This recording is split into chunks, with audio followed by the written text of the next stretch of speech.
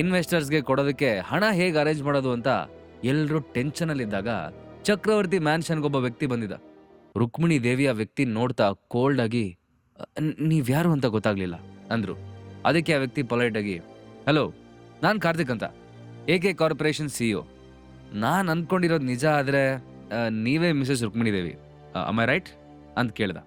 ಅವನು ತನ್ನ ಹೆಸರು ಹೇಳಿದ್ದೆ ಚಕ್ರವರ್ತಿ ಫ್ಯಾಮಿಲಿ ಎಲ್ಲರೂ ಸ್ಟನ್ ಆದ್ರು.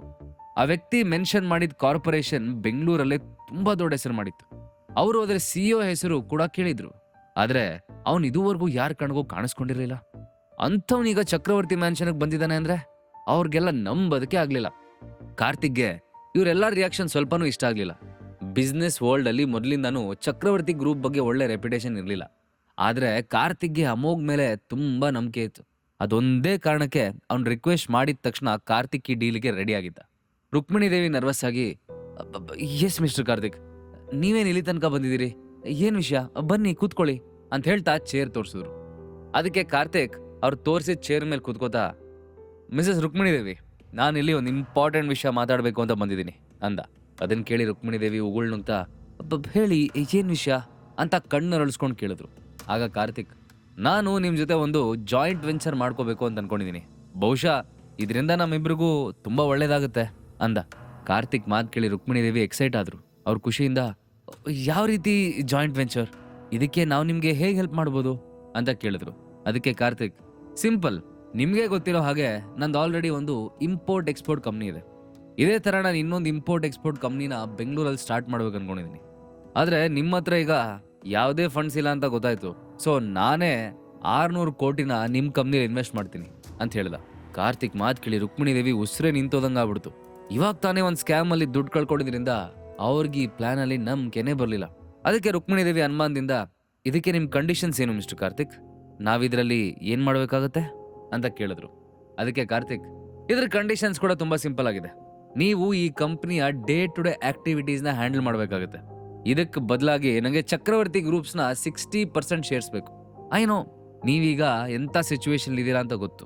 ನಾನು ಇನ್ವೆಸ್ಟ್ ಮಾಡೋ 600 crores ಇಂದ ನಿಮ್ಮ ಲೋನ್ ಕ್ಲಿಯರ್ ಆಗೋದು ಅಷ್ಟೇ ಅಲ್ಲ, ಅದರ ಜೊತೆಗೆ ನಿಮ್ಮ ಬಿಸ್ನೆಸ್ ಕೂಡ ಎಕ್ಸ್ಪ್ಯಾಂಡ್ ಮಾಡ್ಬೋದು ಅಂತ ಹೇಳ್ದ. ಕಾರ್ತಿಕ್ ಮಾತು ಕೇಳಿ ಇಡೀ ಹಾಲ್ ಸೈಲೆಂಟ್ ಆಯ್ತು. ರುಕ್ಮಿಣಿ ದೇವಿ ಅಂತೂ ಆಶ್ಚರ್ಯದಲ್ಲಿ, ಮಿಸ್ಟರ್ ಕಾರ್ತಿಕ್, ನಿಮಗೆ ನಮ್ಮ ಫ್ಯಾಮಿಲಿ ಸಿಚುವೇಶನ್ ಹೇಗಿದೆ ಅಂತ ಚೆನ್ನಾಗಿ ಗೊತ್ತು. ಆದರೂ ನಮ್ಮಲ್ಲಿ ಇನ್ವೆಸ್ಟ್ ಮಾಡೋ ಯೋಚನೆ ಮಾಡಿದಿರಿ, ಅದಕ್ಕೆ ತುಂಬ ಥ್ಯಾಂಕ್ಸ್. ಆದರೆ ನಿಮ್ಮ ಕಂಡೀಷನ್ ಸ್ವಲ್ಪ ಜಾಸ್ತಿ ಆಯಿತು ಅಂತ ಅನ್ನಿಸ್ತಿಲ್ವಾ ಅಂತ ಕೇಳಿದ್ರು. ಅದಕ್ಕೆ ಕಾರ್ತಿಕ್ ಸೀರಿಯಸ್ ಆಗಿ, ನೋಡಿ, ನಿಮ್ಮ ಫ್ಯಾಮಿಲಿ ಅಸೆಟ್ಸ್ ಮಿನಿಮಮ್ ಅಂದರೂ 600 ಕೋಟಿ ಬೆಲೆ ಬಾಳತ್ತಂತ ನನಗಿಂತ ನಿಮಗೆ ಚೆನ್ನಾಗಿ ಗೊತ್ತು. ಆದರೆ ನೀವೀಗ ಅದನ್ನು ಸಡನ್ನಾಗಿ ಮಾರಾಟ ಮಾಡೋದಕ್ಕೆ ಹೋದರೆ ಅಷ್ಟೊಂದು ದುಡ್ಡು ಕೊಡಲ್ಲ. ಹಾಗೆ ನೋಡಿದ್ರೆ ನನ್ನ ಆಫರ್ ಫೇರ್ ಇದೆ ಅಂತ ನಿಮ್ಗೆ ಅನ್ನಿಸ್ತಿಲ್ವಾ? ಹಾಂ, ಇದರಲ್ಲಿ ಯಾವ ಬಲವಂತನೂ ಇಲ್ಲ, ಕಂಪ್ಲೀಟ್ ಡಿಸಿಷನ್ ನಿಮಗೆ ಬಿಟ್ಟಿದ್ದು. ಬೆಂಗಳೂರಲ್ಲಿ ನಮ್ಮ AK ಕಾರ್ಪೊರೇಷನ್ ಜೊತೆ ಡೀಲ್ ಮಾಡ್ಕೊಳ್ಳೋದಕ್ಕೆ ಒಳ್ಳೊಳ್ಳೆ ಕಂಪ್ನಿಗಳು ತುದಿಗಾಲಲ್ಲಿ ನಿಂತಿದ್ದಾವೆ. ನಮ್ಮ ಕಂಪ್ನಿ ರೆಪ್ಯುಟೇಷನ್ ಏನು ಅಂತ ನಾನು ನಿಮ್ಗೆ ಎಕ್ಸ್ಪ್ಲೇನ್ ಮಾಡಬೇಕಾಗಿಲ್ಲ ಅನ್ಕೋತೀನಿ ಅಂತ ಹೇಳ್ದ. ಅವನ ಮಾತು ರುಕ್ಮಿಣಿ ದೇವಿಗೆ ಯೋಚನೆ ಮಾಡೋದಕ್ಕೆ ಪ್ರವೋಕ್ ಮಾಡ್ತು. ಕಾರ್ತಿಕ್ ತನ್ನ ಮಾತನ್ನು ಕಂಟಿನ್ಯೂ ಮಾಡ್ತಾ, ನಿಜ ಹೇಳಬೇಕು ಅಂದರೆ ನನಗೀ ಡೀಲಿಂದ ಏನೂ ಆಗಬೇಕಾಗಿಲ್ಲ. ಆ್ಯಂಡ್ ಆಲ್ಸೋ ನಾನೇನು ಚಾರಿಟಿ ನಡೆಸೋದಕ್ಕೂ ಇಲ್ಲಿ ಬಂದಿಲ್ಲ. ಆದರೂ ಆಮ್ ಬಿಸ್ನೆಸ್ ಮ್ಯಾನ್, ನಿಮ್ಮ ಹತ್ರ ಬಿಸ್ನೆಸ್ ಮಾಡೋದಕ್ಕೆ ಬಂದಿದ್ದೀನಿ. ಸೊ ನಾನು ನಿಮ್ಗೊಂದು ಅವಕಾಶ ಕೊಡ್ತಿದ್ದೀನಿ. ಇಷ್ಟ ಇದ್ರೆ ಆಕ್ಸೆಪ್ಟ್ ಮಾಡ್ಕೊಳ್ಳಿ, ಕಷ್ಟ ಆದರೆ ಬೇಡ ಅಂತ ಹೇಳ್ಬಿಡಿ. ಸಿಂಪಲ್. ನಿಮಗೆ 2 minutes ಟೈಮ್ ಕೊಡ್ತೀನಿ, ಏನೇ ಇದ್ರೂ ಡಿಸೈಡ್ ಮಾಡಿ ನನಗೆ ಹೇಳಿ ಅಂತ ಹೇಳಿ ಫೋನ್ ತೆಗೆದು ಸ್ಕ್ರೀನ್ ಸ್ಕ್ರೋಲ್ ಮಾಡ್ದಾ ಕೂತ್ಕೊಂಡ. ಈಗ ಮನೆಯವರೆಲ್ಲರ ದೃಷ್ಟಿನೂ ರುಕ್ಮಿಣಿ ದೇವಿ ಕಡೆ ತಿರುಗಿ ಅವ್ರ ಡಿಸಿಷನ್ ಏನಾಗಿರುತ್ತೆ ಅನ್ನೋದ್ರ ಮೇಲೆ ಚಕ್ರವರ್ತಿ ಫ್ಯಾಮಿಲಿ ಫ್ಯೂಚರ್ ಡಿಸೈಡ್ ಆಗ್ತಿತ್ತು. ಆ ಫ್ಯಾಮಿಲಿ ಎಲ್ರಿಗೂ ಕಾರ್ತಿಕ್ ತಮ್ಮ ಕಂಡೀಷನ್ನ ಅಡ್ವಾಂಟೇಜ್ ಆಗಿ ತಗೋತಿದ್ದೇನೆ ಅಂತ ಚೆನ್ನಾಗಿ ಗೊತ್ತಿತ್ತು. ಆದರೆ ಹಾಗಂತ ಈ ಗೋಲ್ಡನ್ ಆಪರ್ಚುನಿಟಿನ ಮಿಸ್ ಮಾಡ್ಕೊಂಡ್ರೆ ಅವ್ರ ಬೀದಿಗೆ ಬರೋದ್ರಲ್ಲಿ ಯಾವುದೇ ಡೌಟ್ ಇರಲಿಲ್ಲ. ಇದೆಲ್ಲದ್ರ ಬಗ್ಗೆ ರುಕ್ಮಿಣಿ ದೇವಿ ಚೆನ್ನಾಗಿ ಯೋಚನೆ ಮಾಡಿ ಜೋರಾಗಿ ನಿಟ್ಟುಸಿರು ಬಿಟ್ಟು, ಓಕೆ, ನನಗೆ ಈ ಡೀಲ್ ಒಪ್ಪಿಗೆ ಇದೆ ಅಂತ ಅನೌನ್ಸ್ ಮಾಡಿದ್ರು. ಅದನ್ನ ಕೇಳಿದ ಕಾರ್ತಿಕ್ ಸ್ಮೈಲ್ ಮಾಡ್ತಾ, ತುಂಬ ಒಳ್ಳೆ ಡಿಸಿಷನ್ ರುಕ್ಮಿಣಿ ದೇವಿ ಅವರೇ, ನಾನಿನ್ನ ಹೊರಡ್ತೀನಿ. ಆದಷ್ಟು ಬೇಗ ನನ್ನ ಲಾಯರ್ಸ್ ಹತ್ರ ಮಾತಾಡಿ ಡೀಲ್ ಪೇಪರ್ಸ್ನ ಸೆಂಡ್ ಮಾಡ್ತೀನಿ ಅಂತ ಹೇಳ್ತಾ ತನ್ನ ಬಾಡಿ ಗಾರ್ಡ್ಸ್ ಜೊತೆ ಅಲ್ಲಿಂದ ಎಕ್ಸಿಟ್ ಆದ. ಚಕ್ರವರ್ತಿ ಮ್ಯಾನ್ಷನ್ ಇಂದ ಹೊರಗೆ ಬಂದ ಕಾರ್ತಿಕ್ ತನ್ನ ಕಾರಲ್ಲಿ ಕೂತ್ಕೊಂಡು ಡೈರೆಕ್ಟಾಗಿ ಅಮೋಘ್ಗೆ ಕಾಲ್ ಮಾಡ್ದ. ಅಮೋಘ್, ನೀನು ಹೇಳಿರೋ ಹಾಗೆ ಎಲ್ಲ ಕೆಲಸ ಮಾಡಿ ಮುಗಿಸಿದ್ದೀನಪ್ಪ. 600 ಕೋಟಿಗೆ ಚಕ್ರವರ್ತಿ ಗ್ರೂಪ್ಸ್ನ 60% ಶೇರ್ಸ್ ಅಂತ ಡೀಲ್ ಫೈನಲ್ ಮಾಡ್ಕೊಂಡ್ ಬಂದಿದ್ದೀನಿ ಅಂತ ಕಾರ್ತಿಕ್ ಕೂಲಾಗಿ ಹೇಳ್ದ. ಅದನ್ನ ಕೇಳಿ ಅಮೋಘ್ ತುಟಿ ಅನ್ಸಲ್ ನಕ್ಕು, thank you so much Karthik. ಇದರಿಂದ ಚಕ್ರವರ್ತಿ ಗ್ರೂಪ್ಸ್ ಅಷ್ಟೇ ಅಲ್ಲ, ನಮ್ಮ AK ಕಾರ್ಪೊರೇಷನ್ಗೂ ಒಳ್ಳೇದಾಗುತ್ತೆ. ಅದಕ್ಕೆ ನಾನು ನಿನಗೆ ಗ್ಯಾರಂಟಿ ಕೊಡ್ತೀನಿ ಅಂತ ಹೇಳಿ ಕಾಲ್ ಕಟ್ ಮಾಡ್ದ. ಅಮೋಘ್ ಯಾವುದೋ ಕೆಲ್ಸದ ಮೇಲೆ ಗ್ರೀನ್ಲ್ಯಾಂಡ್ ಹೋಟೆಲ್ಗೆ ಬಂದಿದ್ದ. ಕೆಲಸ ಮುಗಿಸಿ ನೇನ್ ತನ್ನ ಕಾರ್ ಹತ್ರ ಹೋಗ್ಬೇಕು ಅನ್ನೋಷ್ಟರಲ್ಲಿ ಒಂದು ಉದ್ದವಾದ ಕಾರು ಅಮೋಘ್ ಎದುರುಗಡೆ ಬಂದು ನಿಂತ್ಕೋತು. ಅದರಿಂದ ಸೂಟ್ ಹಾಕೊಂಡು ಕಣ್ಣಿಗೆ ಬ್ಲ್ಯಾಕ್ ಗ್ಲಾಸ್ ಹಾಕೊಂಡಿದ್ದ ಇಬ್ರು ದಾಂಡಿಗರು ಬಂದು, ಹಲೋ ಅಮೋಘ್ ಸರ್, ನಮ್ಮ ಬಾಸ್ ನಿಮ್ಮನ್ನ ಮೀಟ್ ಮಾಡ್ಬೇಕಂತೆ. ಇಫ್ ಯು ಡೋಂಟ್ ಮೈಂಡ್ ನೀವು ನಮ್ಮ ಜೊತೆ ಈಗಲೇ ಬರೋದಕ್ಕಾಗತ್ತಾ ಅಂತ ಕೇಳ್ಕೊಂಡ್ರು. ಅಮೋಘ್ ಒಂದ್ಸಲ ಡೀಪಾಗಿ ಅವ್ರನ್ನ ಅಬ್ಸರ್ವ್ ಮಾಡ್ದ. ಅವರಿಬ್ಬರನ್ನ ಎಲ್ಲೋ ನೋಡ್ದಂಗೆ ಅವ್ನಿಗನ್ನಿಸ್ತು. ಸ್ವಲ್ಪ ಯೋಚನೆ ಮಾಡಿದಾಗ ಅವನಿಗೆ ಥಟ್ ಅಂತ ಜ್ಞಾಪಕ ಆಯ್ತು. ಅವರಿಬ್ಬರನ್ನೂ ಅವನು ನಿನ್ನೆ ಬರ್ಡೇ ಪಾರ್ಟಿಲಿ ನೋಡಿದ್ದ. ಅವರು ಸುಕೀರ್ತ್ ರಾಜ್ ಬಾಡಿಗಾರ್ಡ್ಸ್. ಅಮೋಘ್ ಅವರಿಬ್ಬರನ್ನು ನೋಡ್ತಾ, ನೀವು ಸುಗಂಧಿ ರಾಜ್ ಅವ್ರ ಅಣ್ಣ ಸುಕೀರ್ತ್ ರಾಜ್ ಬಾಡಿಗಾರ್ಡ್ಸ್ ಅಲ್ವಾ ಅಂತ ಕೇಳ್ದ. ಆ ಬಾಡಿಗಾರ್ಡ್ಸ್ಗೆ ಅದನ್ನು ಕೇಳಿ ಶಾಕ್ ಆಯ್ತು. ಅಮೋಘ್ ಕಣ್ಗಳು ತುಂಬ ಶಾರ್ಪ್ ಅಂತ ಅಷ್ಟೊತ್ತಿಗಾಗಲೇ ಅವ್ರಿಗೆ ಅರ್ಥ ಆಗೋಗ್ಬಿಟ್ಟಿತ್ತು. ಅದಕ್ಕೆ ಅವರಲ್ಲೊಬ್ಬ, ನೀವು ಕರೆಕ್ಟಾಗಿ ಹೇಳಿದ್ರಿ, ಇವಾಗ ನಾವ್ಯಾರು ಅಂತ ಗೊತ್ತಾದ್ಮೇಲೆ ನಮ್ಮ ಜೊತೆ ಬರೋದಕ್ಕೆ ನಿಮಗೇನು ಅಭ್ಯಂತರ ಇಲ್ಲ ಅನ್ಕೋತೀನಿ ಅಂತ ಹೇಳ್ತಾ ಒಬ್ಬ ವ್ಯಕ್ತಿ ಕಾರಿನ ಡೋರ್ ಓಪನ್ ಮಾಡ್ದ. ಅಮೋಘ್ ಈಗ ಜಾಸ್ತಿ ಏನು ಯೋಚನೆ ಮಾಡೋದಕ್ಕೆ ಹೋಗಲಿಲ್ಲ. ಇನ್ಫ್ಯಾಕ್ಟ್ ಅವ್ನು ಸುಕೀರ್ ತಂಗಿ ಸುಗಂಧಿಗೆ ಟ್ರೀಟ್ಮೆಂಟ್ ಕೊಟ್ಟು ಉಪಕಾರನೇ ಮಾಡಿದ್ದ. ಸೊ ವಿಷಯ ಬೇರೆ ಏನೋ ಇರಬೇಕು ಅಂದ್ಕೊಂಡು ಸುಮ್ಮನೆ ಹೋಗಿ ಅವ್ನ ಕಾರಲ್ಲಿ ಕೂತ್ಕೊಂಡ. ಕಾರಲ್ಲಿ ಕೂತ್ಕೊಂಡಿದ್ದ ತಕ್ಷಣ ಅಮೋಘ್ ಸುಕೀರ್ ಬಗ್ಗೆ ಯೋಚನೆ ಮಾಡೋದಕ್ಕೆ ಸ್ಟಾರ್ಟ್ ಮಾಡ್ದ. ಅಮೋಘ್ ಸಾಮಾನ್ಯವಾದವನಾಗಿರ್ಲಿಲ್ಲ. ಅವನ ಕಣ್ಣು ಯಾರ ಮೇಲಾದ್ರೂ ಬಿದ್ದರೆ ಅವ್ರ ಬಗ್ಗೆ ತಿಳ್ಕೊಳ್ಳೋವರೆಗೂ ಅವ್ನಿಗೆ ಸಮಾಧಾನ ಆಗ್ತಿರ್ಲಿಲ್ಲ. ಸೊ ರಾತ್ರಿ ಪಾರ್ಟಿಲಿ ದೇಸಾಯಿ ಜೊತೆ ಮಾತಾಡ್ತಿರ್ಬೇಕಾರೆ ಅಮೋಘ್ ಸುಕೀರ್ತ್ ಯಾರು ಏನು ಇದೆಲ್ಲದರ ಬಗ್ಗೆ ಮೊದಲೇ ವಿಚಾರಿಸಿದ್ದ. ದೇಸಾಯಿ ಹೇಳಿದ ಪ್ರಕಾರ ನಾಗ ಮತ್ತೆ ಸುಕೀರ್ತ್ ಇಬ್ರು ಆಲ್ಮೋಸ್ಟ್ ಒಂದೇ ಲೆವೆಲಲ್ಲೇ ಇರೋ ರೌಡಿಗಳು. ಆದರೆ ನಾಗಂಗೆ ಸಪೋರ್ಟ್ಗೆ ಅಂತ ಮೇನ್ ಆಗಿ ಅವನ ಹಿಂದೆ ದೇಸಾಯಿ ನಿಂತಿದ್ದ. ಅದೇ ಸುಕೀರ್ತ್ ಯಾರ ಸಹಾಯನೂ ಇಲ್ಲದೆ ಈ ಮಟ್ಟಕ್ಕೆ ಬಂದಿದ್ದ. ಅರ್ಧ ಗಂಟೆ ನಂತರ ಅಮೋಘ್ನ ಕರ್ಕೊಂಬಂದಿದ್ದ ಕಾರು ಒಂದು ದೊಡ್ಡ ಮ್ಯಾನ್ಷನ್ ಒಳಗೆ ಬಂದು ನಿಂತ್ಕೋತು. ಅಮೋಘ್ ಕಾರಿಂದ ಇಳಿದಾಗ ಸುಕೀರ್ತ್ ಗಾರ್ಡನ್ ಅಲ್ಲಿ ಕಾಫಿ ಕುಡಿತಾ ಕೂತ್ಕೊಂಡಿದ್ದ. ಅವನು ನೋಡಿದ ತಕ್ಷಣ ಅಮೋಘ್ ಮುಗುಳ್ನಗ್ತಾ, ಮಿಸ್ಟರ್ ಸುಕೀರ್ತ್, ಇಷ್ಟು ಬೆಳಗ್ಗೆ ಮೀಟ್ ಮಾಡಬೇಕು ಅಂತ ಕರ್ಸಿದೀರಾ, ಏನ್ ವಿಷಯ ಅಂತ ಕೇಳ್ತಾ ಸುಕೀರ್ತ್ ಇದ್ದಲ್ಲಿಗೆ ಬಂದ. ಅದಕ್ಕೆ ಸುಕೀರ್ತ್, ನಮ್ಮ ಫ್ಯಾಮಿಲಿಲಿ ಯಾರು ಇನ್ನೊಬ್ಬರು ಋಣನ ಇಟ್ಕೊಳ್ಳಲ್ಲ ಮಿಸ್ಟರ್ ಅಮೋಘ್. ನಿನ್ನೆ ನೀವು ನನ್ನ ತಂಗಿಗೆ ಹೆಲ್ಪ್ ಮಾಡಿದ್ರಿ.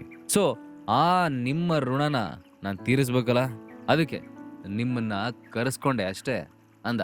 ಸುಕೀರ್ತ್ ತನ್ನ ಎದುರಿಗಿರೋ ಬಾಕ್ಸನ್ನ ಅಮೋಘ್ ಕಡೆ ಪುಷ್ ಮಾಡ್ತಾ, ನಮ್ಮ ಫ್ಯಾಮ್ಲಿಗೂ ರಿಸರ್ಚ್ ಲ್ಯಾಬಲ್ಲಿ ಕೆಲಸ ಮಾಡೋರ್ಗೂ ಒಳ್ಳೆ ಕನೆಕ್ಷನ್ಸ್ ಇದೆ. ನಿನ್ನೆ ನಿಮ್ಮನ್ನು ನೋಡಿದಾಗ ನಿಮಗೆ ಈ ನ್ಯಾಚುರಲ್ ಮೆಡಿಸಿನಲ್ಲಿ ತುಂಬ ಇಂಟ್ರೆಸ್ಟ್ ಇದೆ ಅಂತ ಗೊತ್ತಾಯ್ತು. ಅದಕ್ಕೆ ನಾನು ಸ್ವಲ್ಪ ಮೆಡಿಸಿನ್ಸ್ನ ತರಿಸಿದ್ದೀನಿ. ಇದನ್ನ ನನ್ನ ಕಡೆಯಿಂದ ಒಂದು ಸಣ್ಣ ಗಿಫ್ಟ್ ಅಂತ ಅನ್ಕೊಳ್ಳಿ, ನಿಮಗಿದು ಖಂಡಿತ ಇಷ್ಟ ಆಗುತ್ತೆ ಅಂತ ಹೇಳ್ದ. ಸುಕೀರ್ತಿನ ಮಾತು ಕೇಳಿ ಅಮೋಘ್ಗೆ ಆಶ್ಚರ್ಯ ಆಯ್ತು. ಅಮೋಘ್ ನಿನ್ನೆ ಸುಕೀರ್ತ್ನ ಮೀಟ್ ಆದಾಗ ಅವನು ಸಿಕ್ಕಾವಡೆ ರೂಢ್ ಆಗಿರ್ತಾನೆ, ಆಟಿಟ್ಯೂಡ್ ಇರುತ್ತೆ ಅಂತ ಅನ್ಕೊಂಡಿದ್ದ. ಯಾಕಂದ್ರೆ ದೇಸಾಯಿ ಅವನ ಬಗ್ಗೆ ಈ ರೇಂಜ್ಗೆ ಗುಣಗಾನ ಮಾಡ್ಬಿಟ್ಟಿದ್ದ.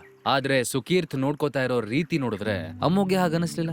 ಅಮೋಘ್ಗೆ ಸುಕೀರ್ತ್ ಕೊಟ್ಟು ಗಿಫ್ಟ್ ಇಷ್ಟ ಆಯ್ತು. ಅವನು, thank you so much mister Sukeerth, ನಿಮ್ಗೆ ಇಂಥದ್ರಲ್ಲಿ ಇಂಟ್ರೆಸ್ಟ್ ಇರ್ಬೋದು ಅಂತ ನಾನು ಅನ್ಕೊಂಡೇ ಇರಲಿಲ್ಲ ಅಂತ ಹೇಳ್ದ. ಅದಕ್ಕೆ ಸುಕೀರ್ತ್, ನನಗೆ ಥ್ಯಾಂಕ್ಸ್ ಹೇಳೋ ಅವಶ್ಯಕತೆ ಇಲ್ಲ ಮಿಸ್ಟರ್ ಅಮೋಘ್, ನಾನು ಜಸ್ಟ್ ನಿಮ್ಮ ಫೇವರ್ನ ರಿಟರ್ನ್ ಮಾಡ್ತಿದ್ದೀನಿ ಅಷ್ಟೇ.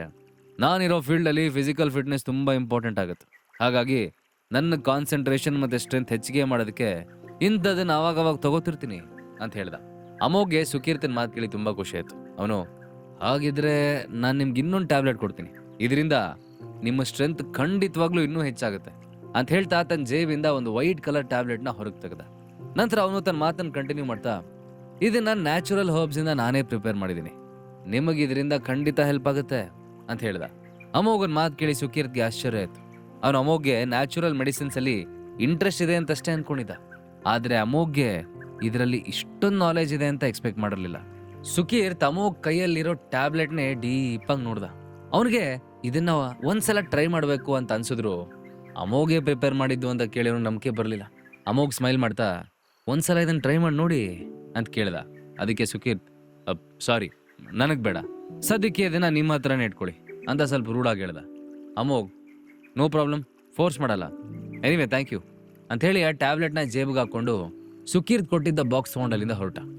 ಅಮೋಘ್ ಗೇಟ್ ಹತ್ರ ಹೋಗೋಷ್ಟರಲ್ಲಿ ಸುಕೀರ್ತ್, ಒಂದು ನಿಮಿಷ ಅಮೋಘ್ ಅಂತ ಕರೆದು ಅವನ ಹತ್ರ ಓಡ್ದ. ಸುಕೀರ್ತ್ ಅನುಮಾನದಿಂದ, ನಿಜವಾಗ್ಲೂ ಈ ಟ್ಯಾಬ್ಲೆಟ್ ಕೆಲಸ ಮಾಡ್ತೇ ತಾನೆ ಅಂತ ಮತ್ತೆ ಕೇಳ್ದ. ಅಮೋಘ್ ಅದಕ್ಕೆ ಲೈಟಾಗಿ ನಕ್ಕು, ನಿಮಗೆ ನನ್ನ ಮಾತು ಮೇಲೆ ನಂಬಿಕೆ ಇಲ್ಲ ಅಂದಮೇಲೆ ಬಿಡಿ ಸರ್, ಅದಕ್ಕೆ ನಾನು ನಿಮಗೆ ಫೋರ್ಸ್ ಮಾಡಲಿಲ್ಲ ಅಂದ. ತನ್ನ ತಂಗಿ ಬಗ್ಗೆ ರಾತ್ರಿ ಹೇಳಿದ್ದನ್ನೆಲ್ಲ ಕೇಳಿದ್ಮೇಲೆ ಅವನಿಗದನ್ನ ಒಂದ್ಸಲ ಈ ಮಾತ್ರೆನ ಟ್ರೈ ಮಾಡಬೇಕು ಅಂತ ಅನಿಸ್ತು. ಸುಕೀರ್ತ್ ತಕ್ಷಣ, ಓಕೆ, ಟ್ಯಾಬ್ಲೆಟ್ ರೇಟ್ ಏನು ಅಂತ ಕೇಳ್ದ. ಅವ್ನ ಮಾತು ಕೇಳಿ ಅಮೋಘಗೆ ಶಾಕ್ ಆಯಿತು. ಅವನು ಅದೇ ಶಾಕಲ್ಲಿ, ರೇಟಾ ಮಿಸ್ಟರ್ ಸುಕೀರ್ತ್, ನೀವೆಲ್ಲ ದುಡ್ಡಲ್ಲಿ ಅಳೆಯೋದು ಸರಿ ಅಲ್ಲ ಅಂತ ಹೇಳ್ದ. ಅದಕ್ಕೆ ಸುಕೀರ್ತ್, ಓ ಕಮಾನ್ ಮ್ಯಾನ್, ನೀವು ಒಂದು ಟ್ಯಾಬ್ಲೆಟ್ ಪ್ರೈಸ್ ಹೇಳೋದಕ್ಕೂ ಯಾಕೆ ಇಷ್ಟೊಂದು ಹೆಸಿಟೇಟ್ ಮಾಡ್ತಿದ್ದೀರಾ? ಬಿಸ್ನೆಸ್ಸಲ್ಲಿ ಈ ಥರ ಹೆಸಿಟೇಷನ್ ಬೇಡ ಅಂದ. ಅಮೋಘ್ ಒಂದೆರಡು ಸೆಕೆಂಡ್ ಯೋಚನೆ ಮಾಡಿ ನಂತರ ತನ್ನ ಕೈ ಎತ್ತಿ 5 ಬೆರಳನ್ನ ತೋರಿಸ್ದ. ಅದನ್ನ ನೋಡಿ ಸುಕೀರ್ತ್ 5 ಓಹ್ ಅಂದರೆ 5 lakhs ಓಕೆ ಡೀಲ್ ಅಂದ. ಸುಕೀರ್ತ್ ಮಾತು ಕೇಳಿ ಅಮೋಘ್ ಶಾಕ್ ಆಯ್ತು. ಅವನು ತನ್ನ ಕೈ ನೋಡ್ಕೊಂಡ. ಅಮೋಘ್ 5,000 ಅನ್ಕೊಂಡು ಕೈ ಮೇಲೆತ್ತಿದ್ದ. ಆದರೆ ಸುಕೀರ್ತ್ ಅದನ್ನು 5 ಲಕ್ಷ ಅಂತ ಅನ್ಕೊಂಡ್ಬಿಟ್ಟಿದ್ದ. ಇದನ್ನೆಲ್ಲ ನೋಡಿದ್ಮೇಲೆ ಅಮೋಘ್, ಸುಮ್ಮನೆ ನಾನು ಆ ಡೀಲು ಈ ಡೀಲು ಅಂತ ಬಿಸ್ನೆಸ್ ಮಾಡೋದಕ್ಕೆ ಕಷ್ಟಪಡ್ತಿದ್ದೀನಿ, ಅದಕ್ಕಿಂತ ಅರಸು ಮೀಡಿಯಾ ಈ ಟ್ಯಾಬ್ಲೆಟ್ ಮಾಡೋದನ್ನೇ ಬಿಸ್ನೆಸ್ ಮಾಡ್ಕೊಂಡ್ರೆ ಒಳ್ಳೆ ಇನ್ಕಮ್ ಆದರೂ ಬರುತ್ತೇನೋ ಅಂತ ಮೈಂಡಲ್ಲೇ ಅಂದ್ಕೊಂಡ. ಅಷ್ಟರಲ್ಲಿ ಸುಕೀರ್ ಸೀರಿಯಸ್ ಆಗಿ ವಾರ್ನಿಂಗ್ ಟೋನಲ್ಲಿ, ನೋಡಿ ಅಮೋಘ್, ನನಗೆ ದುಡ್ಡಿನ ಚಿಂತೆ ಇಲ್ಲ, ಇದಕ್ಕಿನ್ನೂ ಹೆಚ್ಚು ಹಣ ಬೇಕು ಅಂದರೆ ನಾನು ಕೊಡೋದಕ್ಕೆ ರೆಡಿ ಇದ್ದೀನಿ. ಆದರೆ ಈ ಟ್ಯಾಬ್ಲೆಟ್ ಕೆಲಸ ಮಾಡೋದು ಇಂಪಾರ್ಟೆಂಟ್. ಇನ್ ಕೇಸ್ ಇದೇನಾದರೂ ಕೆಲಸ ಮಾಡಲಿಲ್ಲ ಅಂದರೆ ಏನಾಗುತ್ತೆ ಅಂತ ಗೊತ್ತಲ್ಲ ಅಂತ ಹೇಳ್ದ. ಸುಕೀರ್ತ್ ಅಷ್ಟೊಂದು ಕೋಲ್ಡ್ ಆಗಿ ಹೇಳಿದ್ರು ಕೂಡ ಅದರಿಂದ ಅಮೋಘ್ಗೆ ಸ್ವಲ್ಪನೂ ಭಯ ಆಗಲಿಲ್ಲ. ಅದರ ಬದಲಿಗೆ ಅವನು ಮೊದಲಿಗಿಂತ ಹೆಚ್ಚು ಸ್ಮೈಲ್ ಮಾಡ್ತಾ, ಡೋಂಟ್ ವರಿ ಮಿಸ್ಟರ್ ಸುಕೀರ್, ನನಗೆ ನನ್ನ ಕಸ್ಟಮರ್ಸ್ ಹೇಗೆ ಸ್ಯಾಟಿಸ್ಫೈ ಮಾಡಬೇಕು ಅಂತ ಚೆನ್ನಾಗಿ ಗೊತ್ತಿದೆ ಅಂತ ಹೇಳ್ದ. ಅಮೋಘ್ ಅಷ್ಟೊಂದು ಕಾನ್ಫಿಡೆನ್ಸಿಂದ ಹೇಳಿದ್ ಕೇಳಿ ಸುಕೀರ್ತ್ಗೆ ಸಮಾಧಾನ ಆಯ್ತು. ಅವನ ಟ್ಯಾಬ್ಲೆಟ್ನ ಮತ್ತೆ ಅಮೋಘನ ಕೈಯಿಂದ ತಗೊಳ್ಳೋದಕ್ಕೆ ಕೈ ಮುಂದೆ ಮಾಡ್ದ. ಅದನ್ನು ಅಬ್ಸರ್ವ್ ಮಾಡಿದ ಅಮೋಘ್ ತನ್ನ ಕೈನ ಹಿಂದೆ ತಗೋತಾ, 1 ನಿಮಿಷ ಸುಕೀರ್ತ್, ಇದನ್ನು ತಗೊಳ್ಳೋಕ್ಕಿಂತ ಮುಂಚೆ ಒಂದು ಸಣ್ಣ ಡಿಸ್ಕಷನ್ ಮಾಡೋಣ ಅಂತ ಹೇಳ್ದ. ಮತ್ತೇನು ಡಿಸ್ಕಷನ್? ನಿಮ್ಗಿನ್ನೂ ಏನಾದರೂ ಕಂಡೀಷನ್ಸ್ ಹಾಕೋದಿದೆಯಾ ಅಂತ ಹೇಳ್ತಾ ಸುಕೀರ್ ಸ್ವಲ್ಪ ಇರಿಟೇಟ್ ಆಗ್ತಿರೋ ಹಾಗೆ ಅಮೋಘ್ ಮುಖ ನೋಡ್ದ. ಅಮೋಘ್ ನೋಟ ಅಲ್ಲೇ ಟೇಬಲ್ ಮೇಲಿದ್ದ ಒಂದು ಬಾಕ್ಸ್ ಮೇಲಿತ್ತು. ಆ ಬಾಕ್ಸಲ್ಲಿ ಏನಿದೆ? ಅಮೋಘ್ ಸುಕೀರ್ ಜೊತೆ ಡಿಸ್ಕಸ್ ಮಾಡಬೇಕು ಅಂತಿರೋ ವಿಷಯ ಆದರೂ ಏನು? ಅಮೋಘ್ ಅನ್ಕೊಂಡ ಹಾಗೆ ನ್ಯಾಚುರಲ್ ಮೆಡಿಸಿನ್ ಬಿಸ್ನೆಸ್ ಶುರು ಮಾಡ್ತಾನ? ಅವರಿಬ್ಬರು ಪರಿಚಯ ಫ್ರೆಂಡ್ಶಿಪ್ ಆಗಿ ಮುಂದುವರಿಯುತ್ತಾ, ಇಲ್ಲ ದುಶ್ಮನಿ ಶುರುವಾಗುತ್ತಾ? ಹಾಗಾದ್ರೆ ಈಗಲೇ ಡೌನ್ಲೋಡ್ ಮಾಡಿ ಪಾಕೆಟ್ FM ಮತ್ತು ಕೇಳಿ ಅರಸು.